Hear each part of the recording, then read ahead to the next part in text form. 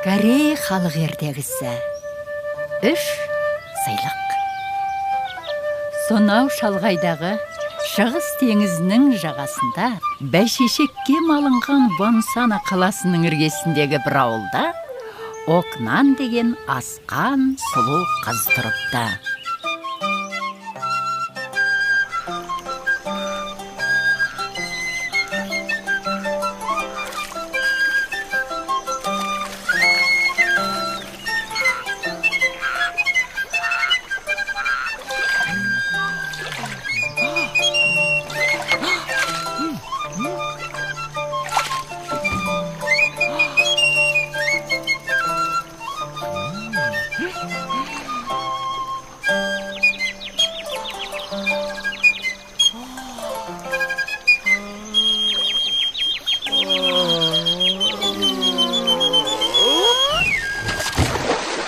Оған 3 бірдей жігіт ғашық болыпты.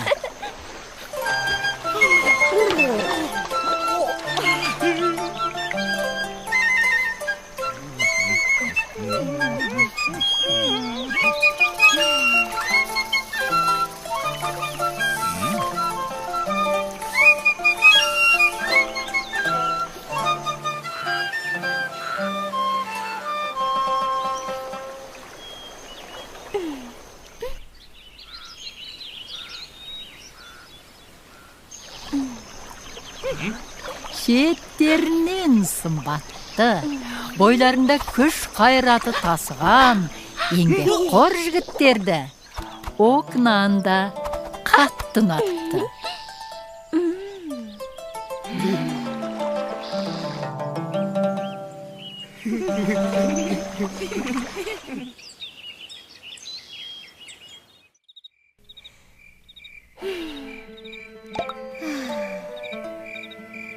Қайсына күйеуге шықсам деп ойлады қыз.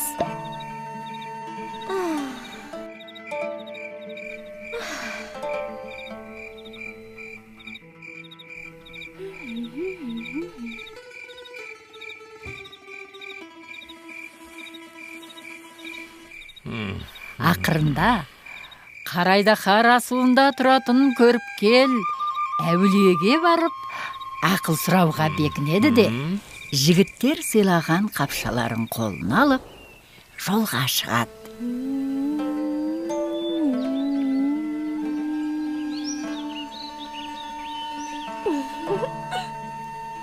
Күн ұзақ тауға қарай тырбаңдап үрмелеген қыз ақшам уақытында шың басындағы көңіл ашыққа кезетті.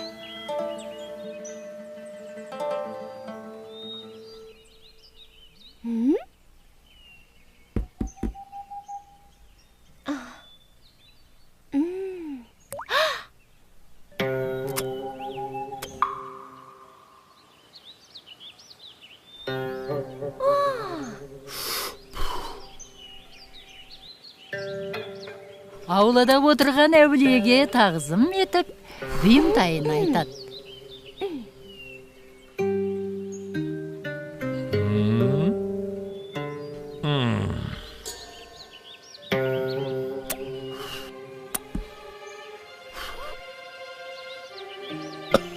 Біраз ойланған қарт қызға бір қайырым жасауды жөн көреді.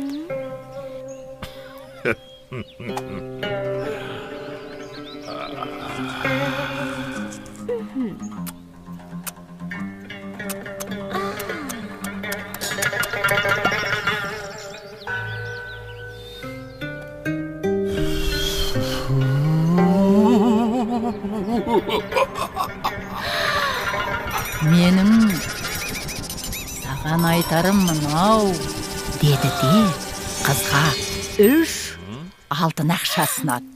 Бұларды жігіттерге бер. Олар бұл ақшаға саған сыйлық сатып алсын. Өзіңе қай сыйлық ұнаса, сол сыйлықты берген жігітке күйеуге шық.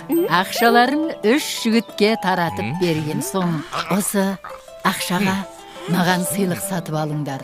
Кімнің сыйлығы ұнаса, мен соған жар болам.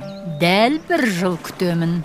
Сендер бір күнде оралуға тиіссіңдер деп өз шартын қояды. 3 ғашық сыйлық іздеп кете барады.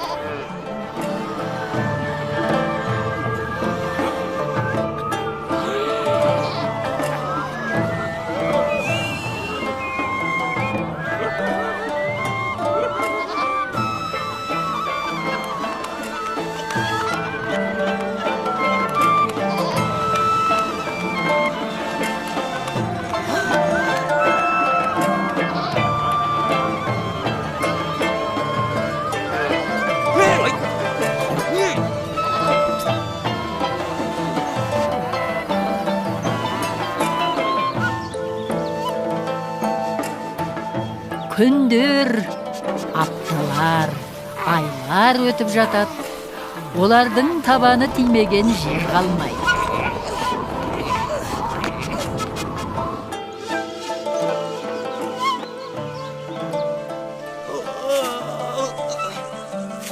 Әбден шаршап шалдығып, діңкелері қатқан кезде олар бір түрлі саудагерге жолығады.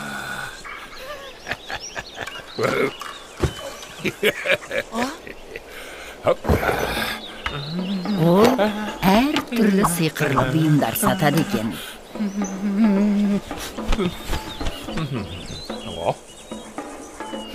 Оның жігіттерге алғашқы ұсынғаны бір ат болады.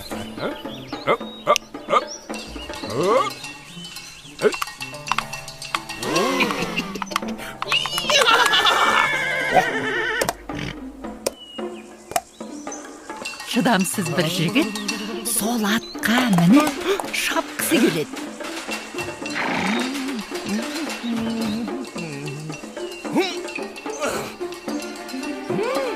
Сөйтіп құйындатып шаба жөнеледі. Келесі тауарын көрсетеді. Онысы айна екен. Жер жүзін шарласаң да сірә мұндайды таба алмассың. Оған қарасаң болды, бәрі алақандағыдай алдында жатады. Сөйтіп достар әлгі жігіттің қайда жүргенін көріп алады.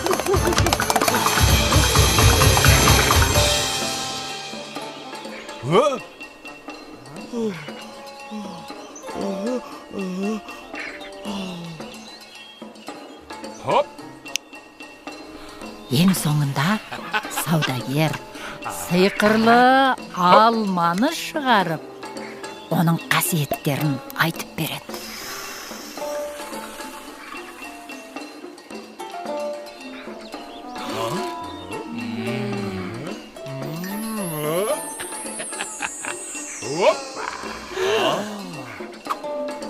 Жігіттер қандай сыйлықты таңдарын білмей бастарын қатырады.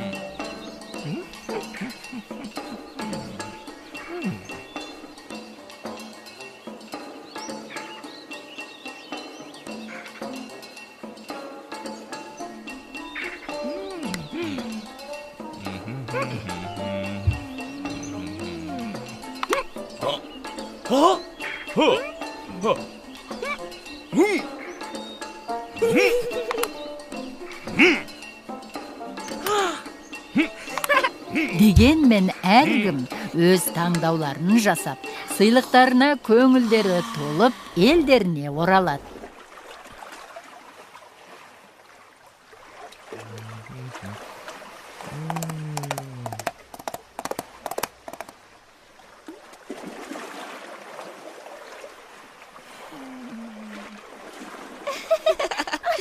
Осы сәтте жігіт айнаға қараса, қыз әл үстінде қиналып жатыр екен. Үшеуі дереу бір атқа мінгесіп, Окнанның үйіне жетеді.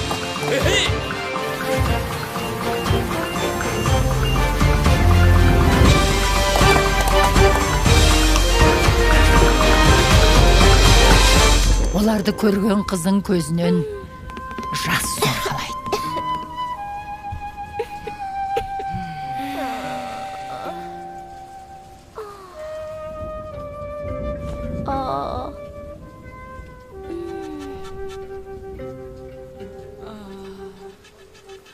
сыйлықты әкелген шығарсыңдар. Бірақ маған енді олардың керегіне.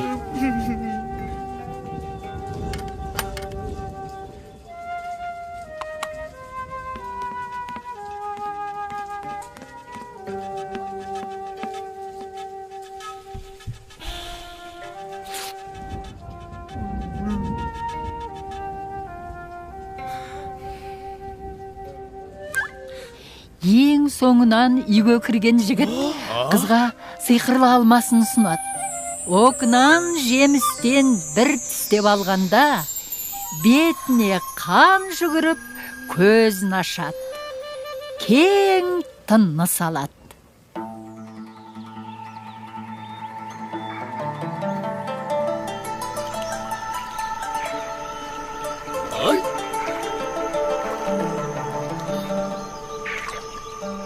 Сөйтіп қыз уәдесінде тұрып, алма сыйлаған жігітке күйеуге шығып, бақытта өмір сүріпті.